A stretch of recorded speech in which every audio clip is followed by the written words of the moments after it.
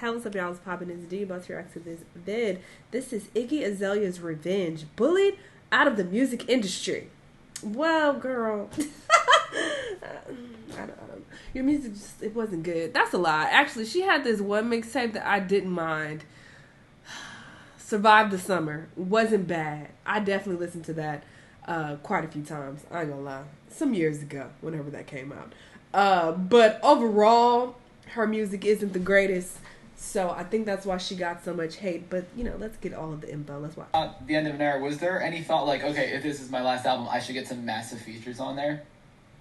Yeah, of course I would have loved to have massive features. But people think yeah, sure. People might like your pictures, but that doesn't mean they're going to send you verse. They're busy, or they want to do the next song, or they want to write with you in the studio, or whatever it is. And I'm like, well, it's my last one, so I guess you ain't going to be for that. Iggy Azalea has sold her master recording and publishing catalog to Domain Capital for an 8-figure sum. The deal includes the master and publishing share of her biggest hits, Fancy, Problem, and Black Widow. I just hope she doesn't end up like Taylor. No shade at all, just using it as an example. Taylor did not profit from that sale. I sold a portion of my catalog to who I wanted, for an amount that means I don't have to work another day in my life. I love y'all down, but the master's conversation is a little beyond most of your understanding. You better fucking read. You better read. Niggas stay talking about shit on the internet that they don't know nothing about. This is so common. They stay running their goddamn mouth when they don't know what the fuck they talk about. It boggles my mind. I'm like, how are you speaking so confidently on this topic when you don't know what the hell you talking about? Good business. Iggy Azalea So announced her retirement last year with the independent release via distribution by Empire titled The End of an Era. End of an Era is so special to me because after I drop my album next month, I'm going to take a few years to focus on other creative projects and things I'm feeling passionate and inspired by, beyond music. I'm excited for you guys to see different sides to me in the future. Shifting my energy and focus to what I'm most excited about is what is right for me, and I hope you'll continue to support whatever creative projects I'm out here doing. I really love this album, and I just want my fans to enjoy this with me. I hope I see so many of you on tour. This album was a massive commercial first-week failure, getting almost no promotion, failing to chart on the Billboard 200 albums charts of that week, and sold an approximate 5K first week. A huge failure for a woman who has had multiple top 10 singles throughout her career. Iggy Azalea faded into obscurity for almost a year. She had given birth, become a mother before this album release even, to Playboy Carti's child, complaining about how often he would come around and spend time with their child, missing the birth to play PS5 with Lil Uzi Vert in Philly, and doing regular mom stuff on social media that any influencer does. We haven't seen any of the new creative projects she had spoken about doing, and the response to her selling her catalog made me wonder why people had this perception of her. Yes, Iggy Azalea is currently musically irrelevant. However, that doesn't mean her catalog is. And the majority of hip-hop consumers were shocked that she was able to sell her catalog for 8 figures, which was not a surprise to me at all. High 8 figures, mid 8 figures, that's a different story. But lower 8 figures, that's believable, because she's had some major hit songs. Her song Fancy went #1 in the States, and is nearly diamond certified. Yes, nearly diamond. It's over 8 times platinum. As well as a song with Rita Ora, Black Widow, that peaked at #3, which is 4 times platinum. That's crazy. Those 2 hits alone are enough to command at the very least high 7 figures.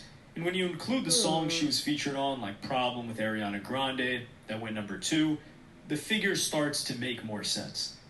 Everyone thought she was done a year ago, but she came back to social media after claiming she was pretty much forced out of the music industry via a Tory Lanez tweet, who she's currently dating, alongside her own announcement. The first female urban album I'll executive produce will be Iggy Azalea's next album. I've been wanting to EP a female artist album for a while. I want to raise the bar on the beats, production, and overall experience of female albums. This is going to be fun.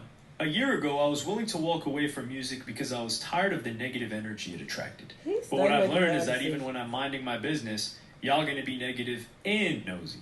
So if I can't have peace, neither can you. I'm coming back. Cry about it. Nothing has been officially announced with a date, but she has been on tour as an opener for Pitbull because As you'll find out later in this video, her own tours have been failures. Damn. But I want us to explore exactly how Iggy Azalea became so hated and was forced out of the industry in her own words. Iggy Azalea is from Australia, but got popular in the States when she moved to Atlanta, Georgia. We have to preface this by saying this was a foreign, white, female rapper. While she was able to rap in an American accent, and a lot of people didn't know she was Australian until digging a bit deeper, this trifecta of qualities makes it the most difficult to make it and be accepted in the rap game. Think about it.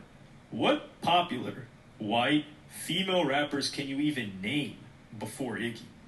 She was brought into the game by T.I., which gave her a strong cosign and some credibility.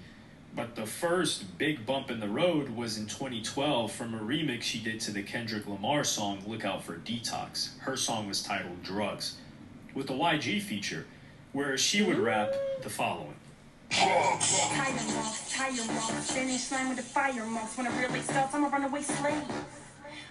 She immediately got tons of backlash and put out a statement online that read, "Dear world, I'm writing you today to address a lyric I said a few months ago in one of my songs that I feel has been used to unfairly slander my character and paint me as a racist person. Kendrick Lamar is one of my favorite artists, and I loved his song Look Out for Detox so much that I decided to do my own version of it last year. The lyrics I wrote follow the original version closely. One lyric in particular has offended a lot of people, and for that I apologize. The artist's lyric was, 'When the relay starts, I'm a runaway slave.' Okay, you can't say that, dummy bitch. Lyric was, 'When the relay starts, I'm a runaway slave. Master, on the past, gotta spit it like a pastor.'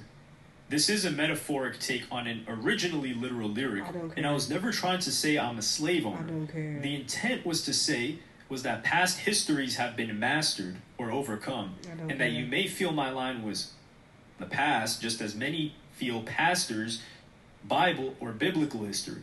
Although they mean no ill, girl, go to hell. I remember this, actually. Gotta spit it like a pastor. In all fairness, it was a tacky and careless thing to say, and if you're offended, I'm sorry. Sometimes we get so caught up in our art and creating or trying to push boundaries, we don't stop to think how others may be hurt by it. In this situation, I'm guilty of doing that.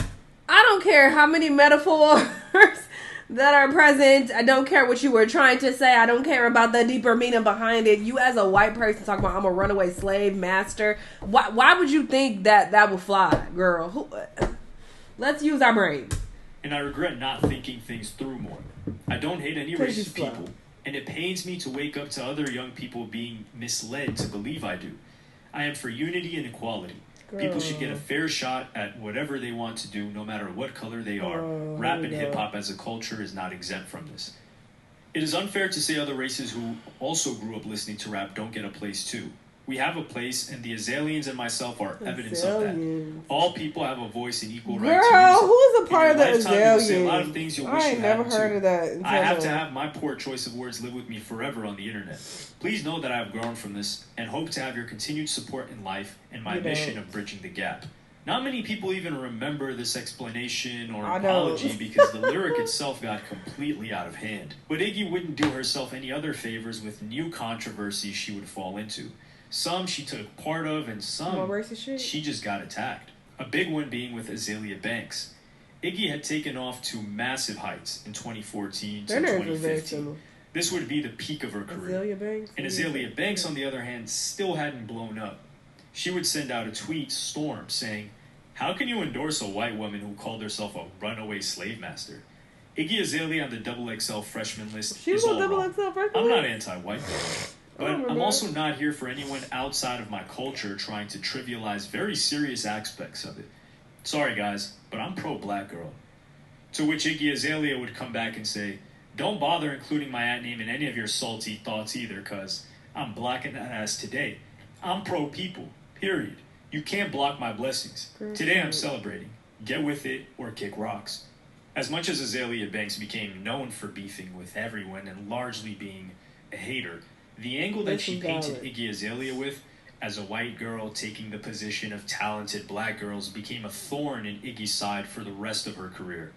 Nicki Minaj would even go throwing shots at Iggy Azalea during the 2014 BET Awards. Subtle shots, though. My point is, what I want the world to know about Nicki Minaj is when you hear Nicki Minaj spit, Nicki Minaj wrote it. I don't know she was coming at her. She wasn't talking about anybody. None of these girls right.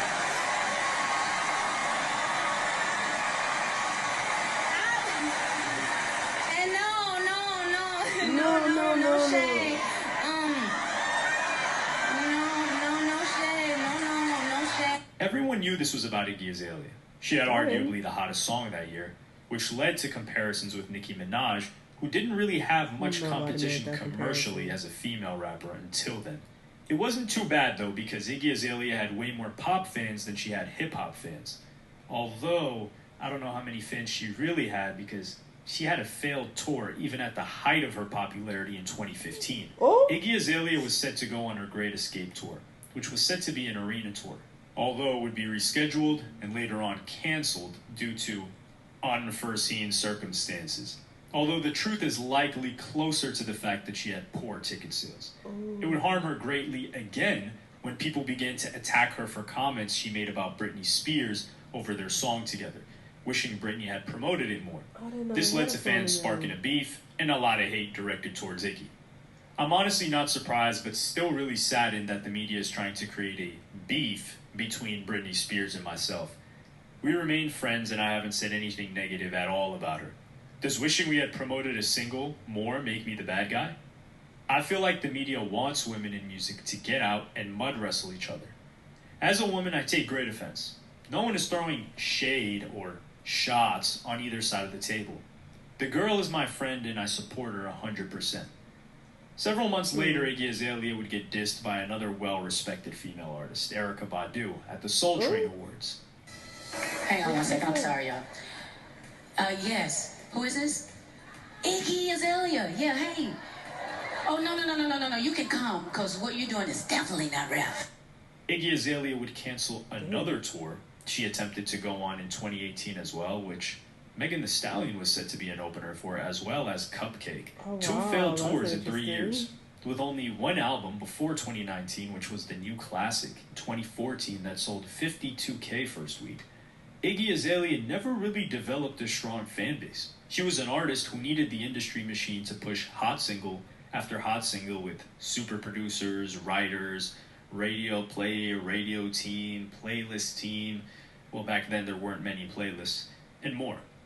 But the one thing that's also an important factor is not being the butt of every joke, not getting tons of hate from the masses, and having at the very least a lukewarm perception of you by most people, which wasn't what Iggy had.